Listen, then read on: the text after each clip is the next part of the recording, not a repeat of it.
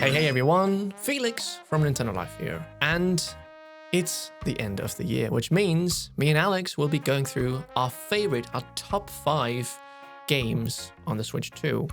Alex, you're here as well, we're talking about my favorite 5 games, and these can also be Switch 1 games because, as you all know, the Switch 2 is backwards compatible. So I've chosen 5 of my favorite games. There's going to be no overlap, so we have sent this list to our third member, who's Jim, and he's made sure. How would you feel about hypothetically changing that title? He said exactly the same thing to me. It was always hypothetically, how would you feel? I think just to make sure there was no sort of like, but I want that one. But I don't think there was there? I mean, we'll find out when you reveal your list, and then tune in tomorrow, well, I'll be revealing my list.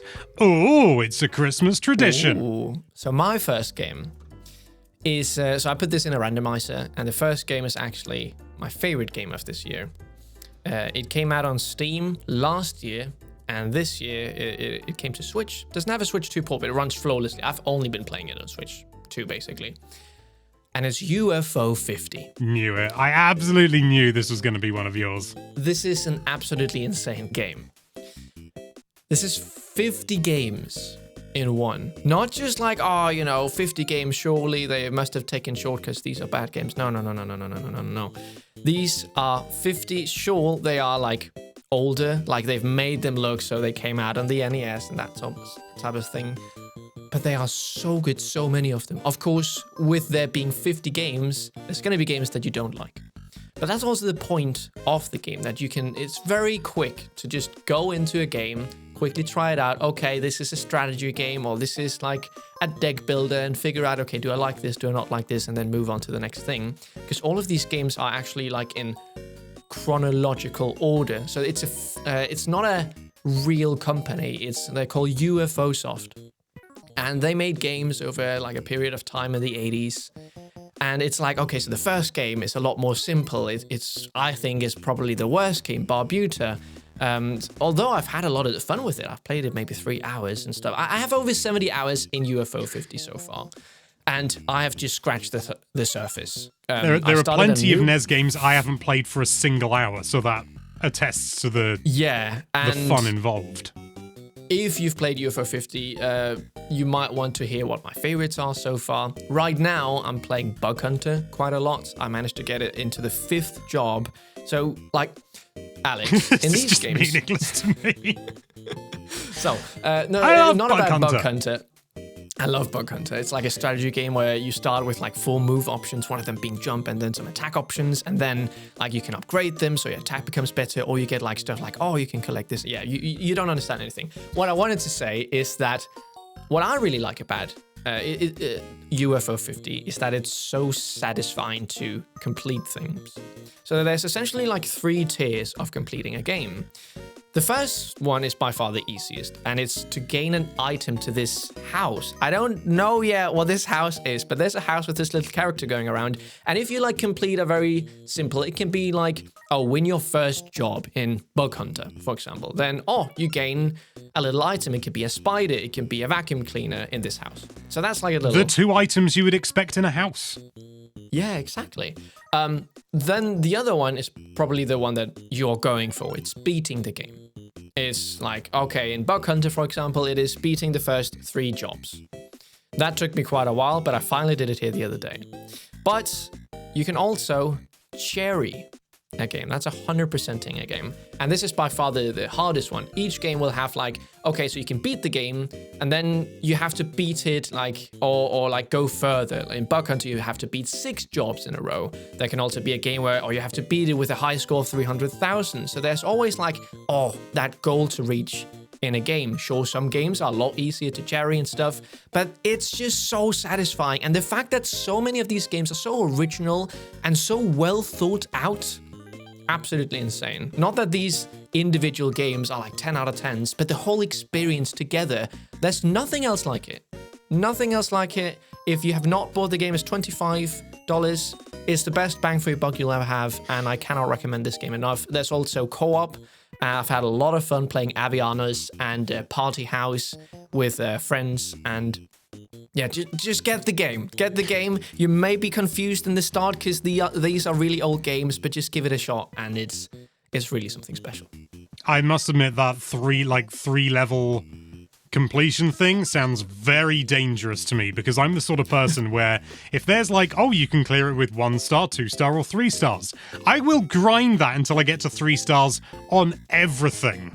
And that goes for any game like that, you know, sort of the immediate thing that springs to mind, the obvious things like Angry Birds back in the day, but even, you know, sort of other more modern examples, I was terrible at it, because I would always want those 3 stars, and that, I mean, considering you say you've got 70 hours into it, it kind of frightens me, the idea of getting the game, but I really want the game, but it's just, I've got so many games, the idea of adding 50?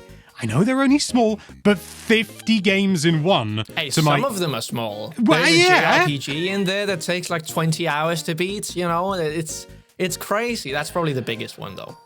So, yeah. And that's not even long for a JRPG, is it?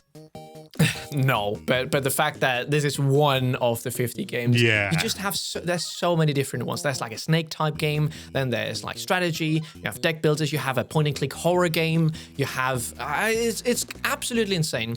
And just the last thing I'll say is that there were some issues, like small issues. There was some when it got ported to Switch, for example, when you put it into sleep mode, it would count that time I was in sleep mode as you were still playing. I remember you saying that, yeah. Yes, that really sucked, because, I want to see exactly how long I've played Monk Hunter, how long I've played Avianas, and one time I just forgot that it was in sleep mode, and lo and behold, I played 30 hours of Bug Hunter, and all my data was ruined. They have fixed it.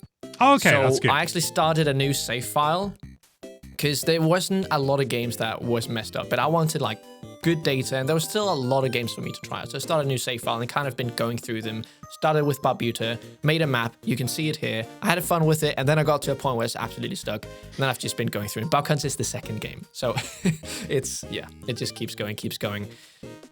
Okay, this was probably the game I was going to talk the most about, because it was my favorite game of the year.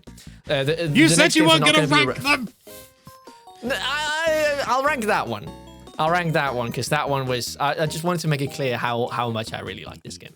That's absolutely fine. It's a bit of Christmas fun. I'll pick up the pace a bit.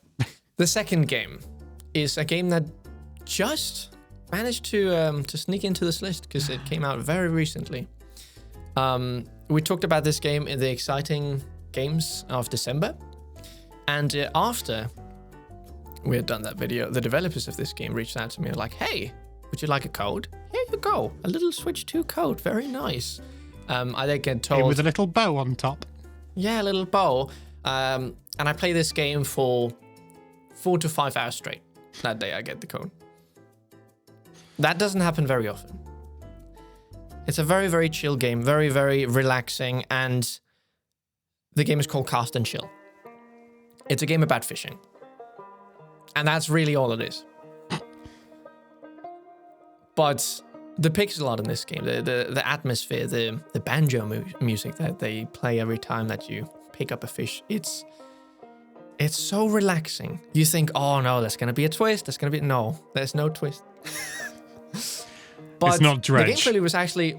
No, it's not Dredge. The gameplay loop is really, again, satisfying. I like satisfying gameplay loops, don't we all? And you start out with a little fishing rod, a little boat, and only like one type of bait. And you can only catch a specific type of fish. So you catch these fish, you go back, you sell them to this old man who has a fishing shop, and he has like little things to say. As you go along, you can tip him, and then he'll be like, oh, there's also this location you can go to catch new fish. And so you get more money, and it kind of like snowballs, because then you get a bigger rod, you get bigger bait, and then you can catch bigger fish, and suddenly you're catching fish. Like, I think the biggest fish I have caught is, actually it's my girlfriend who caught it, is over 100 kilos. Because this game also has a 2-player mode. Which, I thought you were going to say this game also features the metric system. Because so often fishing games, it's this many pounds, and I'm like, that's basically meaningless to me. So, Alex, you can actually change that in the settings. You can do both. You can, because I was also a bit confused in the start, but now I have it in kilos. It's very nice. And there's so many different locations. There's so many different fish. So there's always again, there's different tiers of how you can complete the game, because you can find the fish, then of course you can catch the fish, but there's different sizes of the fish. So you can also catch every fish, and then there's also like, if it's above a certain threshold, then it's like a trophy fish. So for you to completely complete the game, you have to catch every size, and for that you need different sizes of baits, so you can, and you also need, like, there's just a lot to this game. And again, it's so satisfying, so relaxing, and I want to emphasize this pixel art is the most gorgeous pixel art I've ever seen in the game, especially when you like change the time of day, so you can kind of take a nap. And you can take a nap for like the whole night. So then you see like the background, the scenery, because the time actually progresses through the day. So it's like you have a sunset, and then in the night, and then the sunrise. And each one of these locations are just absolutely gorgeous. You have an autumn lake, you have the sea you get to at one point, then you have like a river with the bears, and like there's animals in the background.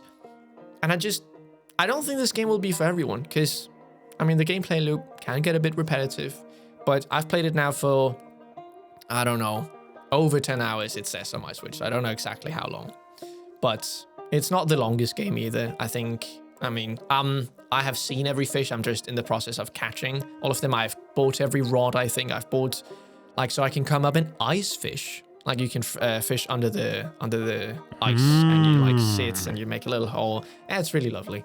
So yeah, it just came out on Switch. It came out on Steam last year, and it works. I've had one crash on Switch. I don't know what it was. There was also like one time when I caught a fish and it just wouldn't let go. I don't know what happened, but other than that, it's been really flawless. There's a lot of different options for you to customize. Like you can, when you're in handheld mode, you can kind of zoom in, and that's really nice because it's actually really zoomed out. But that's wonderful for when you're playing it on the TV. And it also has this idle mode. So it's kind of like you can put it to play the game for you. If you just want to like see it, you can make it play the game for you. You can even choose like, okay, when it catches fish, it will release them. So it's kind of like a screensaver. It's just going in the background. Or you can make it so, okay, try and catch the trophy fish for me, and I'll just sit back and watch if you don't want to go through the whole process of actually playing the game. But it's nice to, it's nice for the people who don't want to and fish. And, the buy camera a game, goes below the don't sea. play it. No, I do understand. Yes. I understand. It's an option, isn't it? Since Yeah, when you did can put it options on- hurt anyone? Exactly. Unless it was if you don't like options, the hot chocolate drink, and it was too hot and you spilled it on yourself. Yes, we don't like that. But what I do like is the next game, which is actually a game that came out again for the Switch 1. It also got a Switch 2 version. I've not played that. But it's Suikoden 1 and 2, the HD remasters. I'd forgotten But- those came out this year. Yeah. Like, this I did year's too, just been until a I went back and looked blur. like, oh yeah, that came out. And I actually really liked it. And the second one gets all the praise. I've not played the second one. I've only played the first one, and that's the game I'm going to talk about. Because the first game really surprised me, because people go on and on and on about the second one, how that one is so great, and the first one, well, I actually don't know. I'm not going to say that people say it's not good. But people by far really like the second one, and I'm just thinking, wow, I really like the first one. The second one is going to be really great then. It's a JRPG where you go around and you have this story of like this empire, and you want to, so your father works for the empire, but then you find out, like in the start, oh yeah, you live in the Empire City, everything is great, and then, oh no, the empire is bad, we must stop them, we must make a revolution. So you set out to gather a huge, enormous cast of characters. So, sorry, are you a vampire, or are the vampires the enemies? Empire. I didn't say vampire. Oh, I did think that was a bit of a twist all of a sudden. Vampires! If I said vampire, I apologize, but no, it's an empire. No, I probably just misheard you. I like that, though. I like the idea that vampires. It feels very Baldur's Gate. Definitely. It's, there's dragons, there's all sorts of things, and there's like this huge map, so it's kind of like Dragon Quest, where you have this big open world. The game is about 20 hours long, give or take, but so much happens, so many twists, so many characters, the dialogue is funny, the gameplay, sure, it's a bit old, but you also have these big battles where suddenly it's like you have to command this big army all of a sudden. It's like, oh, okay, now you have to use magic. It's kind of like rock, paper, scissors, actually. It's like, oh, you have these archers, these magicians. What works best here? And yeah, It gets very emotional, and there's so many characters to recruit. Like, the start of the game, you're following the story, and then suddenly it's like, oh, you go to this city, or like, not a city, you go to a village, or you go to another village, and it's almost like you can recruit all of the characters. Like, oh, you need a person for cook to all the people at the castle out in the water, or you need someone to be the battle commander, and then these people, you take them into the turn-based combat, and they can do all sorts of different things, and this castle gets more and more populated. It's really cool. And I'm really excited to play the second one. I've only played a little bit for the footage when we did the video review. But can definitely recommend it. What I don't like is that you can't get a free upgrade path. You have to buy the game again. That's why I don't have the Switch 2 version. Yeah, like even a paid upgrade thing would have been preferable, but I do remember that being a bit of a sticking point for a lot of people. Definitely. And I fully agree with that. I think it's a very silly attitude, what to I want be to honest. say, though, is that the Switch 1 version, aside from like one instance where the frame rate kind of chugged, it runs completely flawlessly. So I don't really see that the reason to, I need the Switch 2 version. It works totally fine. Of course, if you don't have the game, just get the Switch 2 version. But I just wanted to make that clear. If you have the Switch 1 version, just stick with that. I don't feel like you need to upgrade. Don't give them your money. It's a great game, but they don't need it. I don't like them. I don't like how they handle that. No. So, the next game is a game that I feel it's been a bit controversial. It's a racing game. It was a launch title for the Switch 2. It is Mario Kart World. Oh, it's a bit...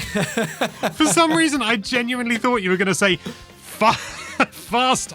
It's not RMX. What is it? Fast Fusion. Fast and Furious. Fast and Furious. I thought you were going to say Fast Fusion for some reason. I thought, has it been controversial? I don't know why. In a weird way, I'd forgotten Mario Kart World was even an option. The thing is, I felt like when it came out, it was kind of like, at least when we were talking about it, I was like, oh my god, this is so great. I remember you, Alex, when you played it initially, you were like, Felix, don't be surprised if this gets a really, really good score, because, you know, the first impressions was that it was a really great game. People who got it to play it at events, it's really great. I mean, I played it 70 hours in the first, I don't know, I played 7.5 hours every single day until I got to 7. No, it wasn't 70. Sorry. I've played 70 hours now. Now, not 70 hours within the first week. That would be frightening. No. I played 7.5 hours until I got to 30 hours, and then I made a video about that. I played it so much, and I think that's also why initially when I put the game down, I was exhausted on the game. I played it so much. But I have also had a lot of fun with this game. Even though I don't think it reached the expectations of everyone, because there was, you know, I just want more customization. I think that's the main issue, is that you can't choose how many laps you do in these, like when you race to another. Yeah. That stuff really annoys me. And that's... We're back to options. Yeah. They're never a bad thing. Back to options. Yeah. But it is incredibly polished. It's incredibly pretty. The music is it's incredible. And we've even gotten... I mean, we're talking breadcrumbs here. But we can now turn the music up to loud. Yay! Oh, yeah! So I can actually... You can hear the music now. There's no slider to turn... Yeah. It's... Oh, yeah, it's not a slider either, is it? It's just like you've got a few options. And it's just like... Really? I mean, it's fine. It's better than nothing, but, you know. And although I feel like the trick system, you have to get a lot into it to really appreciate it. I feel like it's really hard to master. Like all the different, you see the time trials, and I've had a lot of fun working with my little brother.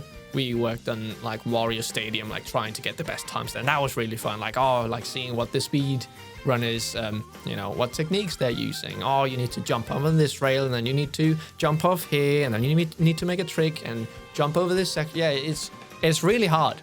At one point, I was also trying to get into competitive Mario Kart, and I was just not good enough. I got too mad because I just kept losing because people are so good. Yeah, there's a lot of competition out there, isn't there?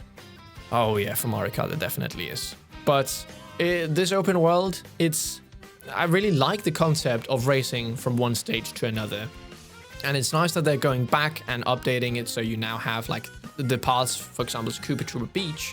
They are now more interesting because they were super boring. I hope that they will continue to, of course, I would have preferred it to be there at launch, but it seems like they are still going back and updating it. I hope we get some DLC, get some more tracks, and yeah, it's very nostalgic, the game, from when the Switch 2 came out, and all the different, like when we got to play it with the camera and stuff like that, or just play some Knockout Tour mode. Knockout Tour, initially, I felt like was the best. It was just so fun. It did turn a bit stale that like there wasn't enough different routes. Like there is so many different routes. I feel like you should be able to kind of make your own or and stuff like that. It's the easiest decision in the world, isn't it? Just, custom Knockout Tour. Just choose some locations and the game links them up. There's already essentially that idea in there. You can do that. Yeah. Yeah, you can race from every track around them to another track, so I don't understand that. No. Sorry. This turned very negative, and that's why I said it's controversial, because I love it, but I also have these gripes with it. But it is also a fantastic game. Oh, it is. It really is. I've really enjoyed my time with it. I haven't played it nearly as much as you have, but it is a fantastic game. It is phenomenal, but I do think that there are some things that feel not fully realized or not fully taken advantage of. Like Knockout Tour, you can't do a custom one. Why? Just literally select some tracks that are all next to each other. Bum, bum, bum, bum, bum. That should be it. As far as I'm aware, that's not a complicated thing. Maybe there's some reason why they couldn't do it that way, but I can't think of any.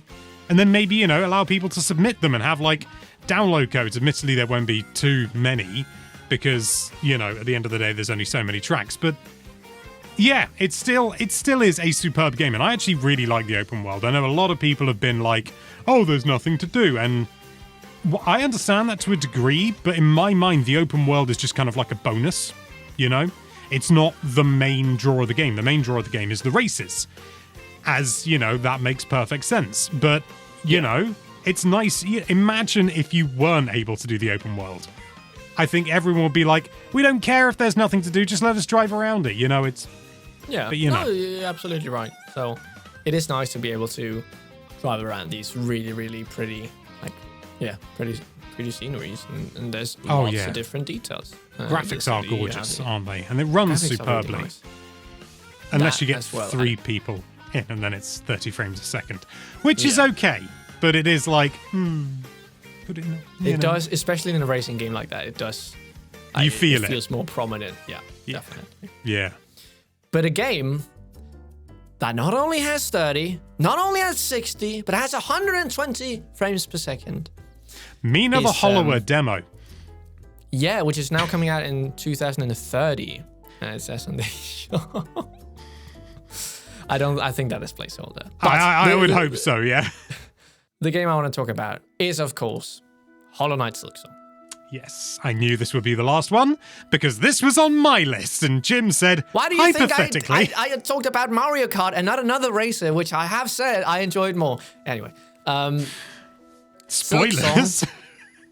Was hey, I know people are going to be wondering. Now they know. Hollow Knight Silksong was the game I was most hyped for. After Tears of the Kingdom had came and went, we were just waiting for Silksong, and it was comical how long it was taking and how little information we were getting from Team Cherry.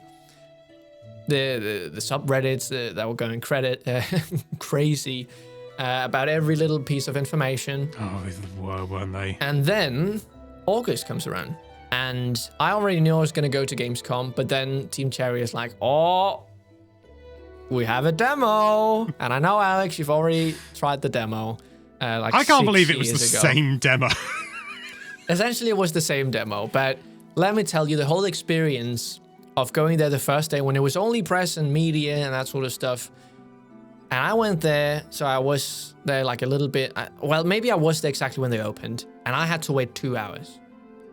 The line was so big, they severely underestimated just how many people there would be there. Yeah. I think they expanded how many booths there were the following days, and also it was right before I had to go up. They were like, oh, we're putting a 15-minute cap. And I'm like, no, let me do it at least, and then you can do it. Let me be selfish. It makes sense. And what I got just gone in and said, do you know who I am? I mean, a funny I thing mean, you were happened when interviewed I on was French standing in- media about it, weren't you? I was just gonna say, yeah, Le Monde interviewed me there, and I didn't know really who they were. Just, it's a French newspaper. And then I get told it's the biggest French newspaper. So that was very fun. And yeah, I got to try it like 15 minutes there. Was really impressed. And the game then got a release date was it 2 weeks? We only had to wait after Something like that. that, yeah. I mean, It was really, really brief. bloody short time. Yeah. And then the game is about to come out and everything crashes. Everything crashes. I'll make a little video about it. And that was on the Australian news from the city where they made Silksong. So that was quite fun. Yeah, a lot of news in correlation. But finally we get the game, and I think it's just the rest of the night. Like, I just get completely lost in this world. I felt like I played for 7 hours straight or something. It was just magical. It was so pretty. The music was great. You know, can it live up to the expectations? And I must say, it definitely can. This game was so big. That was one of my biggest concerns. Is this game big enough? Oh, have they just been working on very fine details? And the game just keeps going and going and going. And then there's stuff that you don't expect there to be. I spent over 70 hours in Silksong, I think. And I've not 100%ed it. No. I've not. No. There's been a DLC announced very recently, which that is really exciting. I mean, it's free. Want to make that clear. It's a free update. Yes. Yeah. Sea of Sorrows. Yes. Very excited for that. And I think when that comes out, I'm going to go back and like finish Silksong. Or there's doubtably going to be more free DLC as they also did with Hollow Knight. But I feel like I just needed a little break because I was also in the end, okay, I've played a lot of Silksong now. I need to play something. I need a little palate cleanser. Did you do Verdania? Did you do that? It's an optional area. I finished the game, and then I was like, oh, okay, I feel like I've done everything. Let me look at a full map, and there's just like that thing that's like, what? No. And I talked to my friend, and he just found it very early on, and he just found it. And I was like, what? I completely missed this. How? It's in a corner. There is nothing, and there's no reason to go back there. No. I mean, that's the best place to hide something, obviously, but I think in the end I had to look it up because... You know, I had to look up a few things, but I don't care. I love Silksong. Silksong to me has the best boss fights I've ever played in a game. Oh, They're just so good. They're hard. They're really hard, some of them. But it is just this beautiful dance and hitting the different enemies. And they hit really hard, but now you can also heal 3 at once. And it just feels amazing.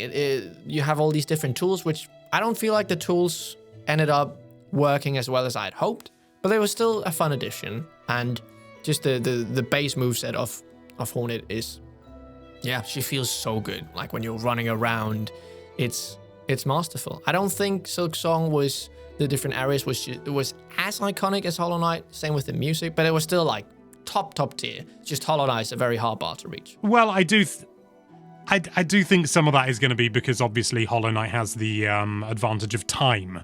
You know, sort of we learn there's some nostalgia for it and stuff like that, which Silksong can't have yet because it's just not old enough. But I agree. Yeah. I adore Silksong. I absolutely adore it. And I have 100% completed it, at least according to the game. There are still some things I haven't done, which apparently don't contribute towards that. So I've got a few little twiddly bits left to do. But it's just one of those, as you say, it just keeps going. It just keeps going. And not that I want to get negative or anything like that. I think that was one of my disappointments with Metroid Prime 4. I was really hoping that it would open up and it would be bigger and bigger and bigger. And you're just wondering, when's it going to stop? And that just didn't happen like it did with Silksong. It's maybe not fair to make that comparison. One's a 3D game, one's a 2D game. But, you know, at the same time, it has kind of ruined and upped the bar so hard for Metroidvanias now. It is, as you say, it's masterful. Absolutely masterful. Oh, yeah. And if you're wondering, Felix is sitting with a Metroid Prime 4 hoodie, it's not on his list. I've not had time to play the game, but maybe it's in Alex's. You'll just have to wait and see for tomorrow. You'll have to tune in. Nobody tunes in anymore, but nobody tuned in my lifetime. You didn't have to tune anything. I don't even know what it is. Anyways, tune in for tomorrow for Alex's top 5 games that came out in 2025 that he played on his Switch or Switch 2. And yeah, that was my list. That was my 5 favorite games. It was actually... I have played so much UFO 50 that I look back in my backlog, and the games I've played, because I log the individual games I play, are just UFO 50 games. So yeah, please do get UFO 50. I know I talked a lot about it. And also, yeah, thank you, Alex, for tuning in for this chat. I can't wait to hear what your games are tomorrow. Ah, wow. And thank you all the lovely people for tuning in for this. Yeah, it's always awesome to talk about games that you've played and reminisce about the year that has been. Stay safe, and we'll see you in the next one. Felix and Alex from Nintendo Life, out.